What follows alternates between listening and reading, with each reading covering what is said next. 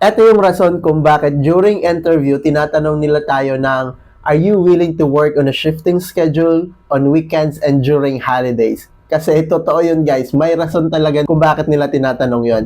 So, dito ko lang sa call center naranasan na kapag Pasko tapos New Year, yung family ko nagno-Noche Buena, ako nagte-thank you for calling, nakikipag-away sa mga customer, tapos during New Year naman, nakikita mo sa labas ng bintana nyo, may mga fireworks, nagpuputukan na, nagsi-celebrate na yung iba, pero ikaw na mga problema kung paano isosolve yung issue ni customer. Tapos kung malas-malasin ka pa, bagong taon, imbes na fireworks yung napakinggan mo, rat-rat na customer yung nakuha mo. Pahirapan talaga yung pag-relieve dito guys dahil maraming nauuna, no, yung mga mauutak pagdating sa pagpa-file ng leave, yung mga alam na yung galawan dito sa call center.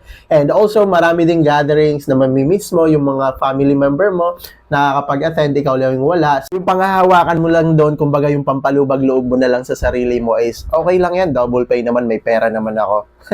Dapat ready ka sa mga ganon kapag gusto mo mag-apply dito sa call center industry. So yun lang, salamat sa pag-comment and bye-bye.